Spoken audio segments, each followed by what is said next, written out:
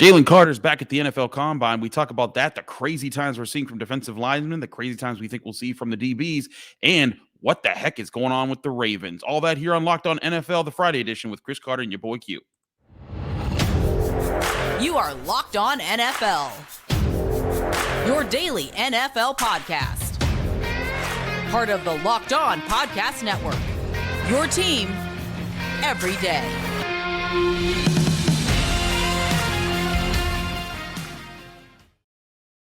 Welcome to the Friday edition of the Locked On NFL podcast. I'm your host, Chris Carter, here with my friend and co-host, your boy Q. We're of Locked On Steelers and Locked On Raiders, and we do the Friday edition here of the Locked On NFL podcast that you can find on all your podcasting apps out there, but especially on YouTube. Like this video if you see it on YouTube. Subscribe to this YouTube channel to get all of the daily episodes from Locked On NFL and all the bonus content that we produce here.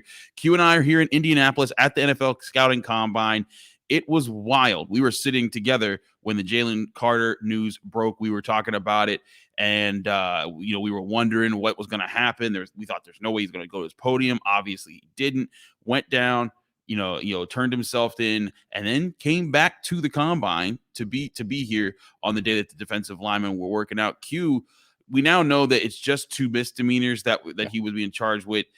I think that how this has played out so far, there was the reaction of, well, there was some concern out there about Jalen Carter, but I do think that at least for now, this has already calmed down to the point where I still don't see this impacting him enough to drop him out of the top 5 as far as a draft pick this year. Man, you want to talk about a crazy 24 hours, right? I mean, just weird, crazy scenarios, combine stuff that happened. All of a sudden, Jalen Carter is, we're looking at him like, where is he going to go in the draft now with all this scenario? And then all of a sudden he goes to Georgia and returns. And I think that there was a lot of credit given to him, and I give him a lot of credit for returning to the combine. He could have said, hey, I'll see you at my pro day. I got to take care of this business. I got to sit this one out and, get my head right and figure out what's going on. Instead, he came back. And I believe that he's meeting with teams, which, obviously they're going to pepper him with a bunch of questions. Also, he was out there supporting his other defensive linemen that were out there on the field at Lucas Oil Stadium. So I think that that's big as well, because, again, this is a guy that's expected to be a top 5 pick, if not the number 1 overall pick, and he could just say, well, to hell with you guys. I'm going to go out here and handle my business and do it, and just do what I got to do. And I'm not worried about you guys because at some point I'm going to be drafted, but he didn't. So I think that shows a level of maturity. I don't know what that means for his status. I'm not going to try to act like I do. Like you said, it's only 2 misdemeanors. So I think that a lot of teams will probably say, okay, as long as he's cleared and there's nothing else that comes out of this criminal, he'll be fine to draft. I still think there's certain teams that won't be able to draft him, or will at least think about it in great detail before they draft him. And I believe that the Raiders are one of those teams, just because of the scenario that just took place in Las Vegas, not last year, but in 2021, with the Henry Ruggs situation. I know they're not exactly apples to apples, but similarities when it comes to driving really fast, racing, and people losing their lives, right? I mean, and I know that Jalen Carter did not cause anyone to lose their life. I mean, he was there around the scene. So like I said, it's not apples to apples, but I don't know if that's okay for them, right? I mean, and it might be, they might look at it and say, hey, he's good. And the other thing about this, I guess I should probably back up a little bit, is that it's only early March and the draft isn't until late April. So he has plenty of time to clear this up and explain what happened and really let it be known that this is not who he is. This is a mistake that was made, but this is not who he is. So there's still a long way to go in this scenario, but I think returning to Indy was a great first step for Jalen Carter. I do think it was a great first step. And here's the thing, everyone takes everything to extremes, right? Like when Todd McShay made his initial report that there were quote unquote character concerns and from NFL front offices about Jalen Carter, people thought he was calling him a scumbag and all this other stuff. He wasn't. He was just reporting like, hey, there's some people out there who work in the offices that are looking at him as a prospect. And there's some rumors that there might be some concerns about his character issues. And then, there was nothing that we had out in public to us. And so there were a lot of people, kind of criticizing that report. Well, when this happens, this confirms, hey, there were some concerns, but concerns don't mean that a person is bad or wrong or evil. It just means, hey, there could be like a thread here that if we pull at it, maybe there's some more information. And yes, that report predated this situation. But this again confirms, like, there were people out there who were concerned that maybe there would be something having to be asked about. And that's what the bottom line is here. There had to be questions asked. But at the end of the day, and you and I talked about this on your radio program, Unnecessary Roughness. But I don't think this is enough to move the needle away from Jalen Carter. If he's the baddest man out there, people go get him. I mean, this is the NFL. You win me football games, as long as you ain't in jail, I'm good about it. Like that's the bottom line. And I do agree. Like there's things like the optics with the Raiders. Like if he somehow fell to 7, that would be really awkward. But I just don't think there's going to be enough. Like the only thing that might happen now is maybe if someone was thinking of getting a defensive star, maybe Will Anderson goes over him this year. Right. But that also, if that had happened before, like if this incident never happened and Will Anderson still went over Jalen Carter, would we be saying it's because of something? No, I think it's just that there's a lot of really talented guys this year in the draft class. And I think Jalen Carter, he's gonna be fine. As long as there's no other surprises here. It was unfortunate, for the draft process, that it happened, that the report came out when it did, and it kind of ruined the momentum of everything. But yeah, like you also said, this happened at the combine, not at the NFL draft. There's gonna be 2 months for them to just kind of clear this up, be back, and then he'll be back. I'm sure he's not going to fall outside of the top 5.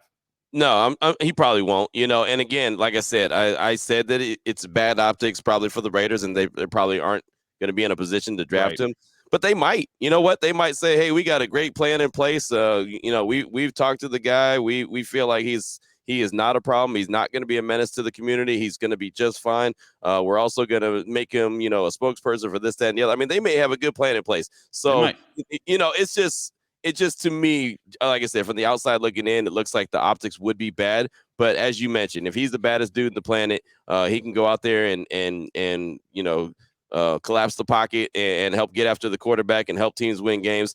They'll find a way to say, hey, this guy is okay. He deserves a second chance. And on top of that, he is a young dude. And young guys are going to make mistakes. Old guys are going to make mistakes. And so as long as he learns from it and they feel comfortable that he's learned from it, they probably will feel fine. Just go ahead and draft him. So, it's almost like I could talk myself out of thinking one thing just by kind of, making a little bit more sense of it and realize taking a couple steps back and realizing that there's still plenty of time before the draft actually happens. Yeah, I feel you on that. There's so much time. It's why I'm not buying anything. And like, listen, like I was on the trade. Like, yeah, this is a concern. This isn't good, but this isn't terrible either. Like, and that's my biggest thing. Everyone was, hey, let's just wait and see how the process plays out. That's the best idea. And it's always the best idea, the knee-jerk reactions, they last for a second, right? And then we forget about them, and then anything crazy is said gets just shoved into the past. I think it's better to not be sensational. It's better to take your time and learn about things and just take notes and remember things, like, remember that this happened, but if it may become a non-issue, like Jalen Carter may get drafted and then become one of the greatest defensive linemen to ever play the game of football, and this will just be a 30-second clip in his 30 on the 30. radar, right? A blip on the radar. Yeah, right. You're very right. You're spot on about, and it's very rare that you're spot on about anything, but that was you were spot on about that. Of course, you got to take your shots at me. I want y'all to know, like, we're hanging out and stuff, and he is just blasting me in front of everybody. He's just like, I'm like, hey guys, this is Q. He's like, hey, I'm Q. He sucks. Like, he has light-skinned tendencies. I didn't say you suck. I said you had light-skinned tendencies. But I also said that you're my homeboy, though. So there you go. We are homeboys. I appreciate you, Q. We was ripping. Should we tell them our story? What we was doing last night? Yeah, hey, you know what? Let's come back and tell them in segment number 2 who we were hanging out with. We had a fun night the other night at the combine. Lots of people to meet. We'll talk about that, and then we'll get into the crazy stuff we saw in the combine from this defensive line class who put on a show on Thursday. But first, before we do any of that, we'd love to talk to you guys about our great sponsors at Built Bar. Built Bar, of course, is the #1 protein bar in America because it's the protein bar that tastes like a candy bar. Built Bars, as we tell you all the time, they're covered in 100% real chocolate, and then they come in so many different flavors like churro, peanut butter brownie, double chocolate, coconut almond, and so many more. And when you get them, they pack only 130 calories, so they're not putting a lot on you. They only bring 4 grams of sugar, so you're not increasing that count. but somehow they fit 17 grams of protein. So you get all the bad, or you get all the good, none of the bad, and it's awesome. Plus, you don't have to wait around to get a box anymore. You used to have to go to built.com, order it, give it your address, wait for it to arrive. Now you can get a box of Built Bars right in your home city. If you can go to your local Walmart or your Sam's Club, go to Walmart, go to the pharmacy section, and you can grab yourself a 4-bar box of cookies and cream, double chocolate, or coconut puffs, Built Bars. Or if you're close to a Sam's Club, run in and grab a 13-bar box that has hit flavors like brownie batter and churro. Trust me, when you try Built Bars, you'll thank me later, because you'll be trying the best protein bar on the planet, because Built Bars taste like a candy bar and they're healthy for you too.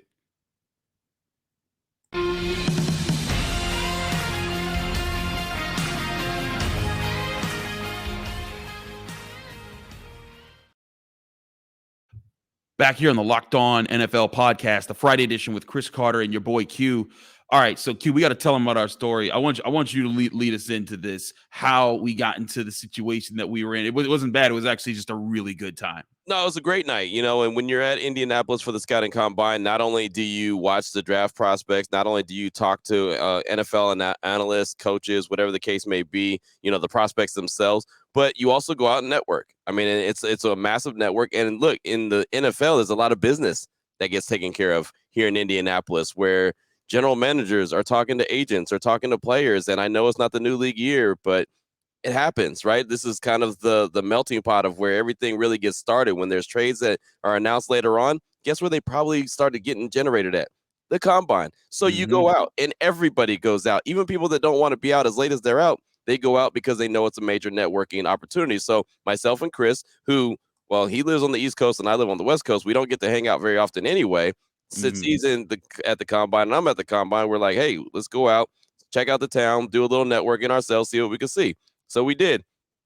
Went to the spot. What, Prime? Is that where we were? Prime? Yes, Prime. Yeah. Yep. And so we went there, and that's where everybody goes, and it stays open until about 3:00 in the morning, which is cool. Not too much in Indianapolis stays open very late as far as I'm concerned, but that's another story. So we go there, and it is wall to wall packed with people. It's hot as all get out. I mean, we're looking for just a space of air just so we can breathe. And so we go and pick up a little cold beverage at the bar, and we're sitting there talking, and people are walking by, and it looked like people were walking to the kitchen. And then I saw Von Miller, and I said, oh, he's walking to the kitchen too. So then I looked up, and there was a staircase ahead of above me, and I thought, oh, there's an upstairs.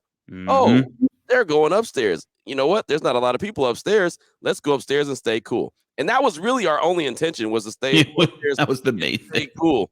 We go upstairs, and there was only about 8 to 10 people up there. It was great. It was very cool up there. We just walked up there like we were supposed to be there, which we clearly weren't, but we were up there anyway. So we're hanging out. We go and get another cold beverage, and Chris tries to pay for the cold beverage, and the lady says, oh no, everything up here is already paid for. You're good. Everything up here, you don't have to pay for everything. I was like, hey. I was like, ding, done. All good. So long story short, we're hanging out, and Von Miller sits down at the table, and I didn't talk to personally, but at the podium earlier in the day was Nolan Smith from Georgia, the lineman, and he was very entertaining at the podium.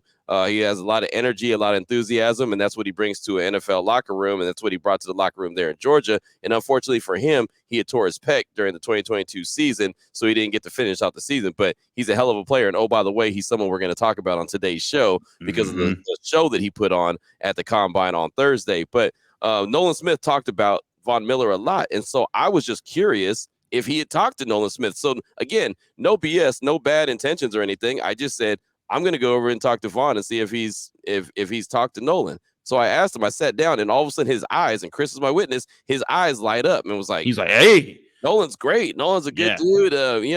He's a big fan of mine. You want to call him right now? And I was like, whoa, no, we don't have to call him. So I think that he thought that we were like really tight or something like that, and that we were boys. And I was like, no, he was at the podium today talking about you and how he really looked up to you. And so then he just started talking. He started talking about pass rushers, and he started talking about Max Crosby. He FaceTimed Max Crosby. That was wild. thought that was kind of funny. So, and I know Max very well from covering the Raiders. And so Max is getting married on Saturday, by the way. And so I'm sure that he's probably the last thing he's worried about is Von Miller FaceTiming him from a spot in Indy with the guy that he sees all the time on the Raider beat. But so get back to the conversation about Nolan, and he was a big fan of Nolan. He said he's going to be good. He's going to be good. Mm-hmm. And well, again, he had a hell of a day in Indy on Thursday, but really cool. And Von Miller ended up becoming basically our buddy. And at one point, somebody said, "Hey, Von, these guys cool, and these guys with you." And they're like, "Yeah, those are my guys." Like, okay, cool. Whatever, we were like, we're his guys. Yeah, exactly. So we became Von Miller's guys. And the other story that I didn't realize, even Wednesday night when we were hanging out with Von Miller, I found out on Thursday.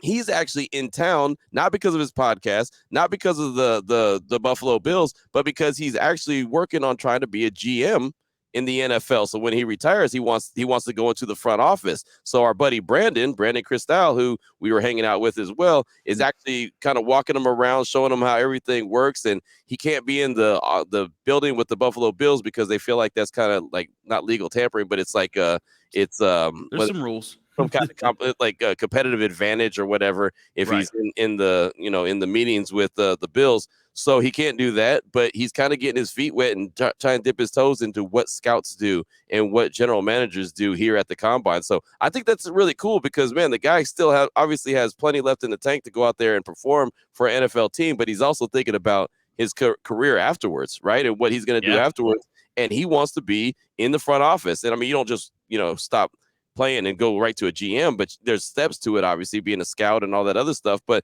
I thought that was really cool, and that's the reason why he's here. So not only is it for guys that are going into the draft, but it's also for guys that are trying to dip their toes into scouting, into GM and front office stuff after they're done playing. And so I think that was really cool. And Von Miller was a good dude, man. It was great to hang out with him.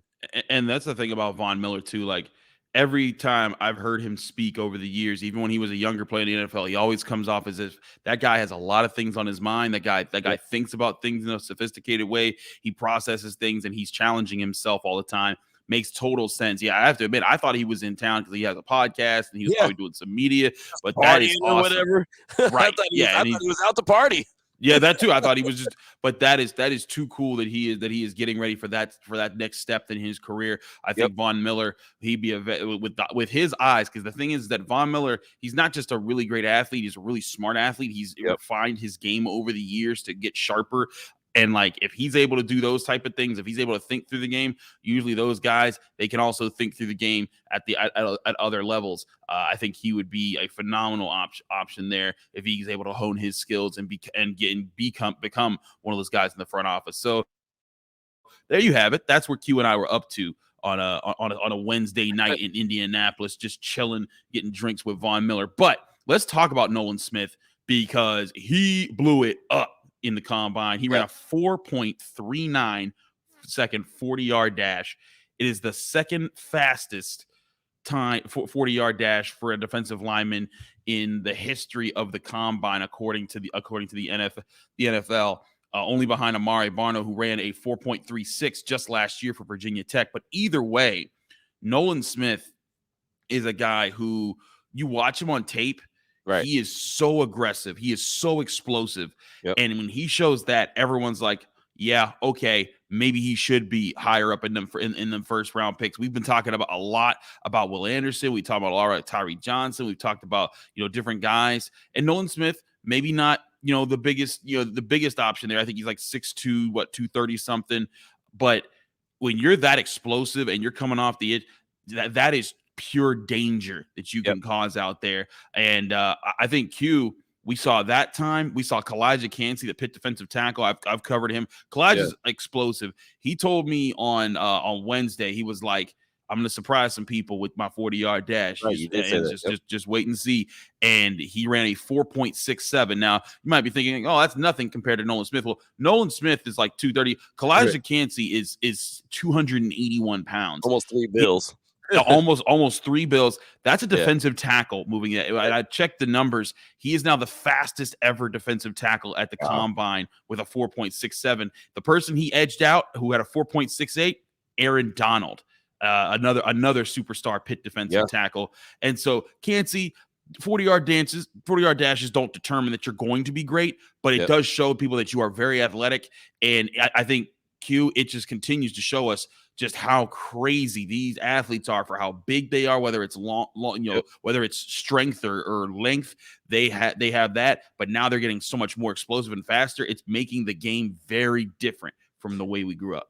Bigger, faster, stronger. Simple as that. That's what these guys are doing each and every year. And we see it in all sports, right? They're just getting bigger, faster, and stronger. But to see what these big, ginormous guys are out here being able to do and change a direction and 40-yard dashes and going through some of these drills, it's really incredible. And you have to give them a lot of credit for what they're able to do and the way they're able to play. And the thing about both the guys that you talked about there, it's not like they're just workout warriors, right? There's guys that we see go out there and are just workout warriors. You're like, but he's a hell of an athlete. He's fast. He's strong. He can do this, that, and the other. But put on the tape, what did he do? Both the guys that we were talking about here in the segment are both big-time players. And if Nolan hadn't torn his pec, he would already have been projected to be one of the top picks. So his medicals obviously are very important. But he said at the podium on Wednesday he was going to go out there and he was going to compete. He was going to show everybody what he's got. He hasn't played football in a long time since he tore that pec and he was out.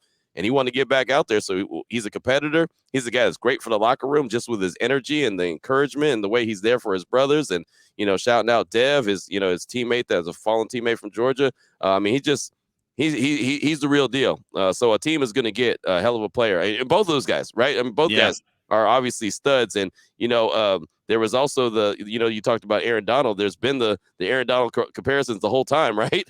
The whole time. Because he's also Calijah Kancey. He's not just fast. He led Pitt in sacks this year with 7.5. Pitt had the most sacks in the country with 44. And he's a unanimous All-American where he got every All-American major voting outlet. They picked him to be. It was him and Jalen Carter in every vote.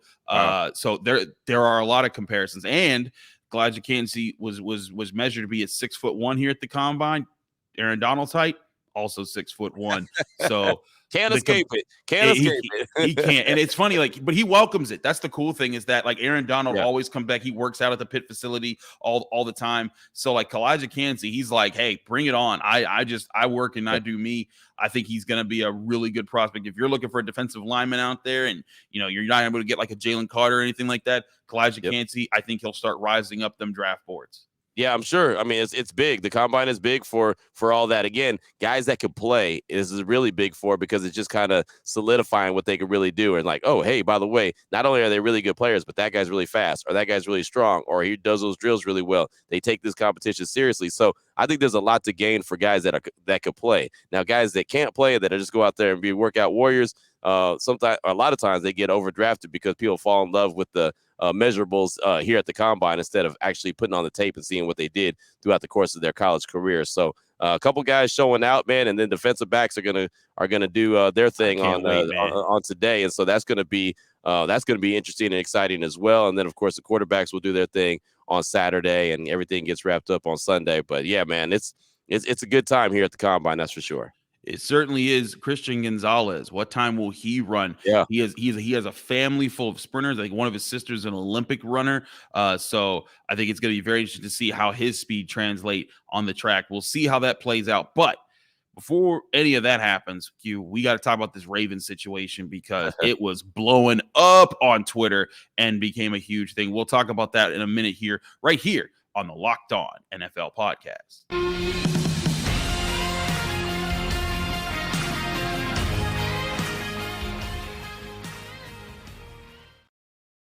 Back here on the Friday edition of the Locked On NFL podcast, I'm your host, Chris Carter, my friend and co-host, your boy Q. Q, while we're doing all the combine stuff and we're talking to players and we're doing interviews and then we're drinking with Von Miller, some crazy stuff is popping off over on Ravens Twitter. And it's not fans doing it, it's the actual players.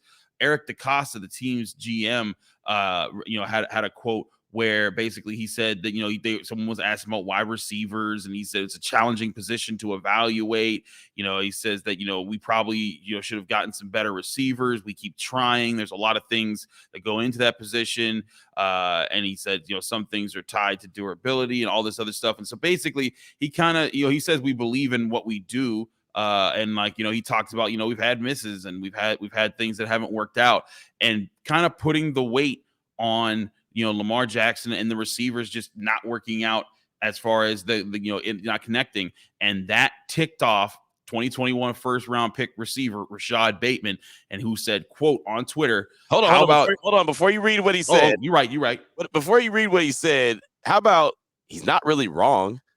Right? I mean, he's not really wrong. All the receivers that they've drafted, including Hollywood Brown, who's now in Arizona, he was okay. He put a lot of balls on the ground. Devin Duvernay, he's fast, but he's just okay.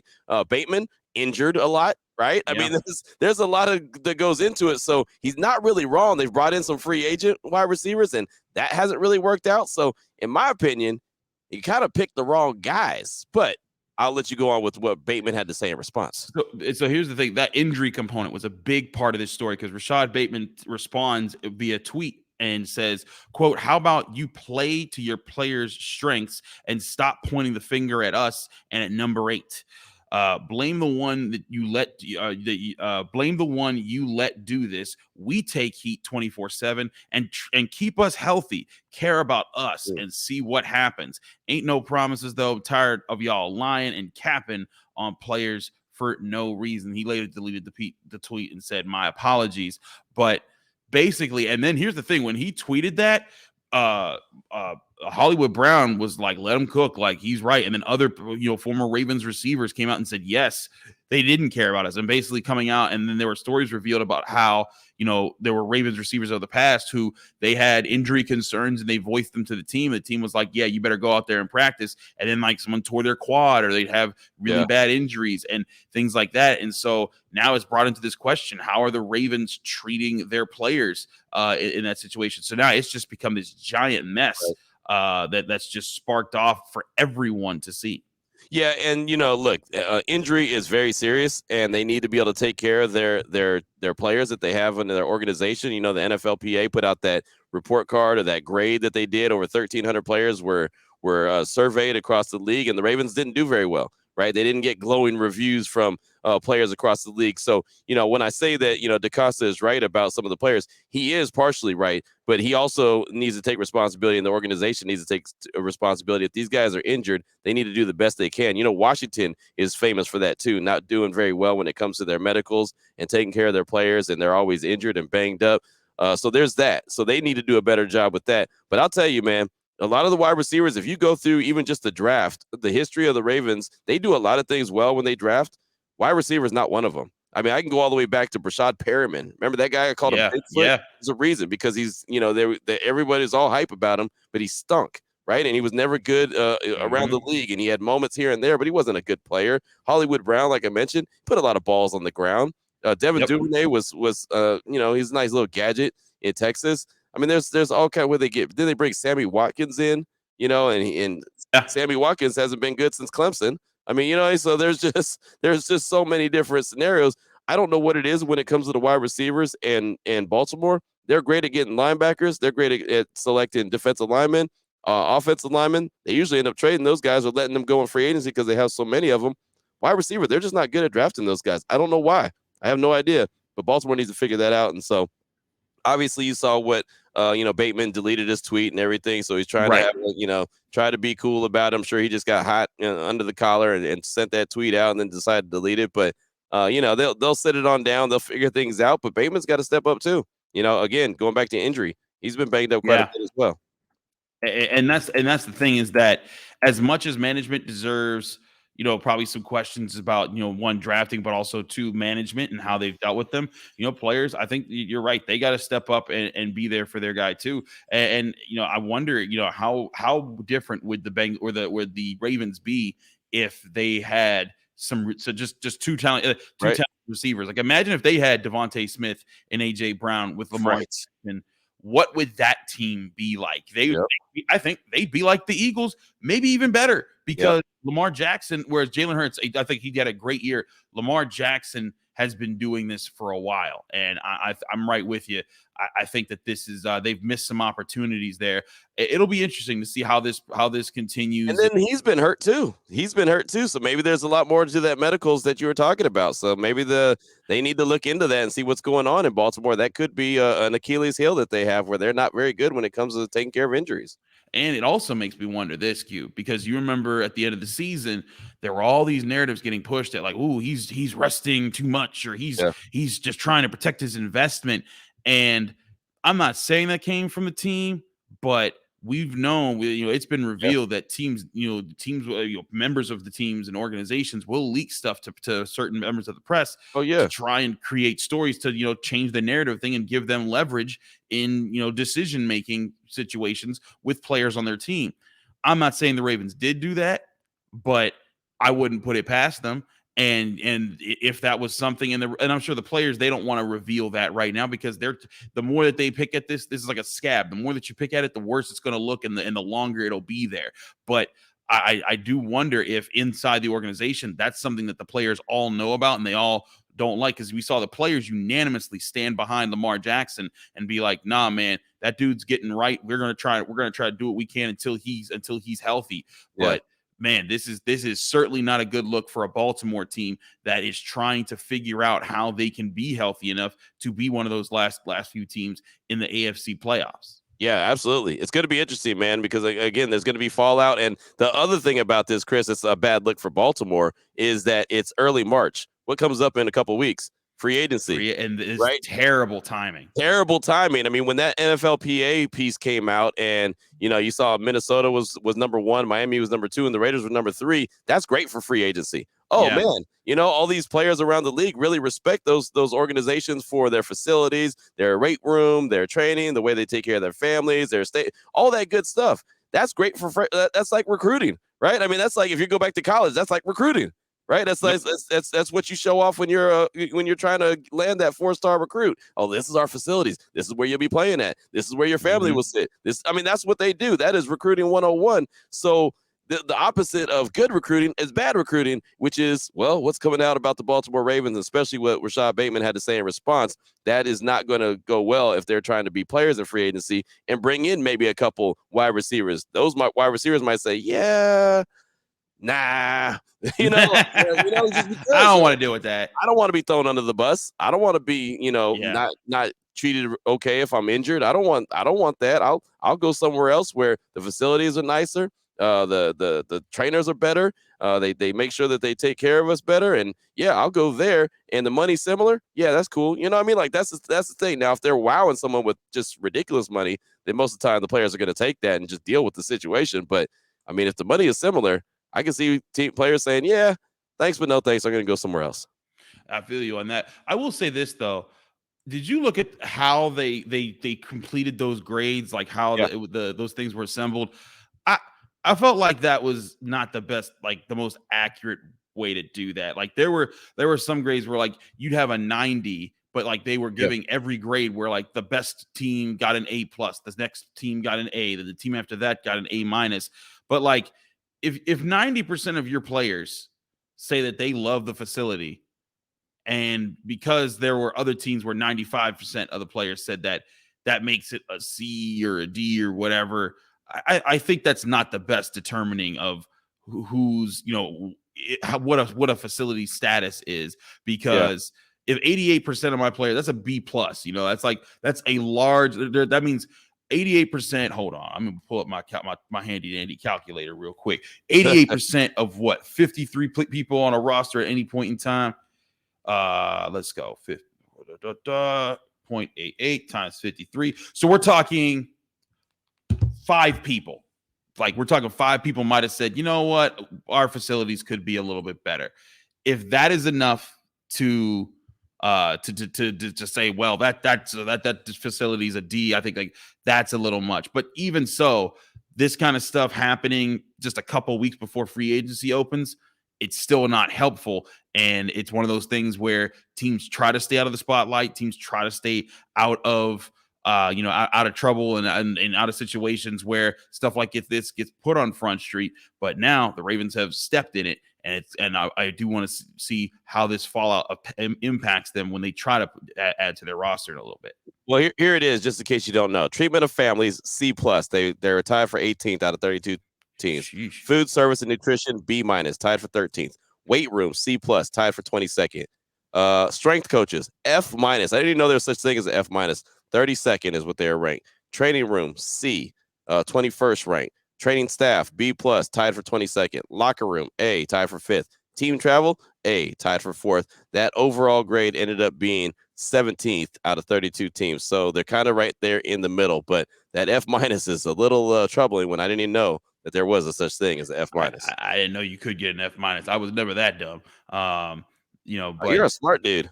Yeah, actually I am. Thank you. But in all seriousness, again, like stuff like that not helping, and then just for the look of your own players kind of going back and forth with your GM on social media, just it's going to put some bad stuff to the light there. Right. So, and who knows, maybe they're able to push this in the background. And like we said with Jalen Carter, maybe this just becomes a forgotten thing and the Ravens go on to be Super Bowl contenders this year. Yeah. But this isn't the best way to get started on that when the season is still, 8 months away, 6 months away, something like that.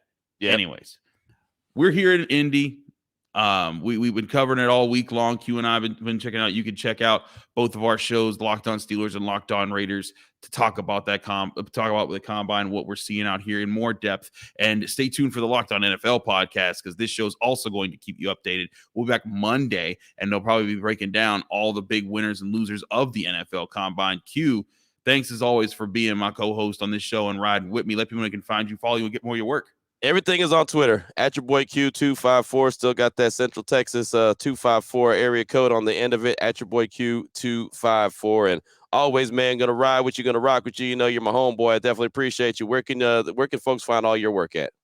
They can find me on Twitter and Instagram at Carter Critiques. They can find me at the Pittsburgh Post-Gazette, where I cover all things Pitt athletics at post-gazette.com. You can also find me at the Locked On Steelers podcast, just like you find Locked On Raiders, just like you find Locked On NFL. All the podcasting apps, as well as YouTube. Like this video if you enjoyed it. Subscribe to this YouTube channel to get all of the daily episodes of Locked On NFL. Like you can get all daily episodes Monday through Friday from Locked On Raiders, Locked On Steelers, and the entire Locked On podcast network. Thanks again, everybody. Have a great weekend. Back Monday right here on this channel, where we'll be breaking things down on how the combine went. And then Q and I will be back next Friday breaking things down, getting you ready for the impending free agency period. It's going to be a fun one. We'll see you then.